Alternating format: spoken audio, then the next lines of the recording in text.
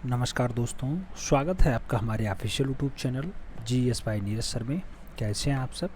मैं उम्मीद करता हूं स्वस्थ होंगे, मस्त होंगे, अपनी तैयारी में व्यस्त होंगे। बट आज की जो क्लास है ये लक्ष्य बैच के लिए क्लास है।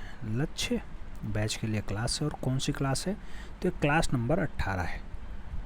इससे पहले 17 क्लास हो चुकी हैं। हमने महत्वपूर्ण डाटा सब कुछ डिस्कस कर लिया है। अपना लक्ष्य एक ही है बेटा, 120/125 प्रश्न सही करना और फाइनली 148 फतेह करना। लक्ष्य बैच इसीलिए स्टार्ट किया गया है कि 148 फतेह हो सके। इसी क्रम को आगे बढ़ाते हुए आज हम लोग ईरानी कला शैली को थोड़ा सा पढ़ेंगे। आप जानते हैं एक चित्रकार ईरान से आता है और काफ़ी तहलका मचा करके जाता है। चित्रकार का नाम क्या होता है बेटा? तो बेहजाद नाम होता है। आप जानते हैं बहुत टाइप से क्वेश्चंस बेहजाद से आ जाते हैं। हालांकि मुग़ल शैली आपके सिलेबस में है और मुग़ल शैली में बाबर के काल में बेहजाद आता है। ठीक है। ईरान शैली आप जानते हैं तैमूर शासक इसे संरक्षण देते हैं और 15वीं शताब्दी में बेहजाद ईरान शैली में खूब काम करता है। हेरात शैली का चित्रकार माना जाता है। बेहजाद का पूरा नाम कलामुद्दीन बेहजाद होता है। ये सब डाटा आपको पता चल जाएगा। बहुत सारे लोग परेशान हो जाते हैं। हमने क्वेश्चंस कराया बेहजाद किसके दरबार का दरबारी चित्रकार था? ऑप्शंस में था बाबर, अकबर, शाहजहां, औरंगजेब। राइट आंसर बाबर बना। लोग परेशान हो गए, स्क्रीनशॉट भेजना शुरू। बहुत सारे लोगों का स्क्रीनशॉट मेरे पास आया। मैंने बताया कि बेटा जैसा क्वेश्चंस पूछा जाएगा वैसा आंसर्स होगा। जब ऑप्शंस में बाबर है ही नहीं तो राइट आंसर बाबर कैसे बनेगा? तब वहाँ पे सुल्तान हुसैन बोगरा बनेगा।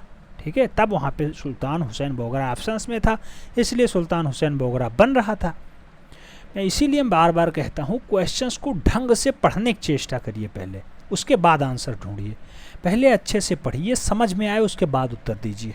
ठीक है, तो इस पे खास ध्यान देने की ज़रूरत होती है बेटा। अगर ऐसा आप करेंगे तो फिर आपको सिलेक्शन लेने से कोई नहीं रोक सकता है। आइए ईरान कला शैली को देख लेते हैं। ईरान शैली कहाँ की शैली है बेटा? तो ये समरकंद और हेरात के बीच की शैली होती है। ईरान शैली को संरक्षण कौन देता है? तो उस टाइम जो शासन करेगा वही इसे संरक्षण देगा। तो तैमूर शासकीय वंश मूल रूप से इसे संरक्षण भी प्रदान करता है समरकंद और हेरात वाले बेल्ट में। हेरात नगर में कला केंद्र की स्थापना किसने की थी बेटा? तो हेरात नगर में कला केंद्र की जो स्थापना है वो शाहरुख के द्वारा की जाती है, शाहरुख के द्वारा होती है। बेहजाद सर्वप्रथम किसके दरबार में चित्रण करता था? तो बेटा बेहजाद वही पूरा नाम जिसे हम कहते हैं कलामुद्दीन बेहजाद। तो कलीमुद्दीन या फिर कलामुद्दीन कई जगह कई तरह के नाम हैं। तो कलामुद्दीन बेहजाद मूल रूप से सबसे पहले जो दरबारी चित्रण करता था सुल्तान हुसैन बोगरा के दरबार में चित्रण किया करता था। सुल्तान हुसैन बोगरा के दरबार में चित्रण का काम किया करता था। आगे बात करें तो कहा जाता है बेहजाद द्वितीय बार किसके दरबार का चित्रकार था? तो बेटा पहले नंबर पे था सुल्तान हुसैन बोगरा के, दूसरे नंबर पर थे शाहरुख के। तो पहले नंबर पे सुल्तान हुसैन बोगरा के यहाँ चित्रण का कार्य किया, दूसरे नंबर पे शाहरुख के यहाँ चित्रण का कार्य किया है बेहजाद ने। बेहजाद का पूरा नाम कमालुद्दीन, कलीमुद्दीन, कई तरह के नाम आते हैं। तो कमालुद्दीन बेहजाद होता है, याद रखना है।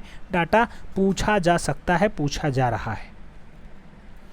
15वीं शताब्दी का हेरात शैली का प्रमुख चित्रकार कौन था? बेटा 15वीं शताब्दी में हेरात शैली का जो मुख्य चित्रकार माना जाता है वो बेहजाद ही माना जाता है। बेहजाद को किस उपनाम से जाना जाता है? क्वेश्चन छप चुका है। पूरब का राफेल बेहजाद को ही कहा जाता है। कमालुद्दीन बेहजाद इसका पूरा नाम होता है। आगे वही क्वेश्चन ही आ गया। बेहजाद का पूरा नाम क्या है बेटा? तो बेहजाद का जो पूरा नाम है वो कमालुद्दीन, कई जगह कमीलुद्दीन लिखा रहता है। ठीक है, तो कमालुद्दीन बेहजाद इसका पूरा नाम होता है। कमीलुद्दीन लिखा रहे तब भी वही समझिएगा। ठीक है। ईरान शैली का जन्मदाता किस चित्रकार को माना जाता है? ईरान शैली का जन्मदाता किसे कहा जाता है?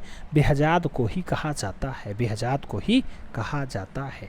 आगे बात करते हैं तो पूछा गया बेहजाद के बारे में कि सफर वंशी का संस्थापक कौन है? सफर वंशीय या सफवी वंश को मूल रूप से किसने एस्टेब्लिश किया? तो सफीवी वंश या फिर सफरवीय वंश मूल रूप से किसने बनाया है?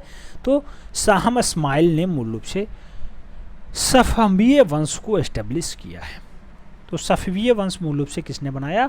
शाह इस्माइल के द्वारा इस्टेब्लिश किया जाता है। ईरानी शैली के चित्रों की विशेषता क्या रही है बेटा? तो ईरानी शैली के जो चित्र हैं उसमें विशेषता पाई जाती है रेखाओं की। रेखा प्रधान विशेषताएं हैं इसकी बेटा, रेखाओं पे खास ध्यान दिया जाता है ईरानी शैली में। आगे बात करते हैं, पूछा जाता है ईरानी शैली के चित्रों की रंग योजना कैसी थी बेटा? तो ईरानी शैली में जो चित्र बनाए जाते थे उसकी रंग योजना बिल्कुल सपाट हुआ करती थी, सपाट रंग यहाँ पे प्रयोग किए जाते थे। आगे बात करते हैं तो आता है कि ईरानी शैली के चित्रों में छाया प्रकाश दिखाया गया है कि नहीं?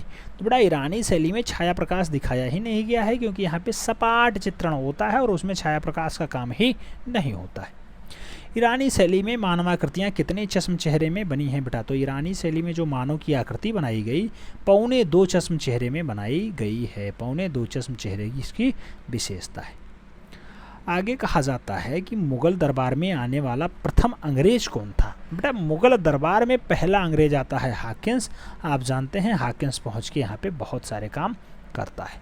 हाकिंस 1608 ईस्वी में सूरत बंदरगाह पे किस जहाज से आया? बेटा 1608 में सूरत बंदरगाह पे कौन से जहाज से आता है? तो हेक्टर जहाज उसका नाम होता है, उसी से वो भारत पहुंचता है। किसके दरबार में आता है ये थोड़ा सा हमें बता दीजिएगा। थॉमस रो और हाकिंस किसके दरबार के राजदूत थे बेटा? तो ये जेम्स प्रथम के राजदूत थे और भारत में आते थे। किस मुगल शासक के दरबार में आए हैं ये थोड़ा सा कमेंट बॉक्स में आप लोग छाप दीजिएगा। अंतिम पॉइंट ईरानी शैली से हम पढ़ रहे हैं बेटा। कहा गया सलीम और अनारकली के प्रेम प्रसंग का वर्णन किसने किया? तो सलीम और अनारकली के प्रेम प्रसंग को वर्णित किया है विलियम फिंच के द्वारा। विलियम फिंच ने किया है। तो ईरानी कला शैली इतना पर्याप्त है बेटा। कलामुद्दीन बिहजाद बहुत इंपॉर्टेंट हैं ईरानी शैली में, इन्हें याद रखना होगा। ये पहले नंबर पे रहते हैं सुल्तान हुसैन बोगरा के दरबार में, दूसरे नंबर पे रहते हैं शाहरुख के दरबार में, और तीसरे चौथे नंबर पे आ जाते हैं बाबर के यहाँ। जब मुगल में आते हैं तो बाबर के यहाँ सबसे पहले ये चितेरा के रूप में जाने जाते हैं। तो इतना डाटा ईरानी शैली पर्याप्त है बेटा। आप जानते हैं थोड़ी सी अदुविधा है और हो सकता है 2 से 3 दिनों में सही भी हो जाए, क्योंकि अभी स्वेलिंग बढ़ रही है तो और बोलने में दिक्कत हो रही है। और दवा भी हमने ले रखी है। फ़िलहाल बहुत जल्द स्वस्थ होंगे और आप लोगों के बीच सेवाएं देते रहेंगे। हाँ ये ज़रूर है कि वीडियो आपको पर डे मिलती रहेगी, उसमें कोई डाउट्स नहीं है।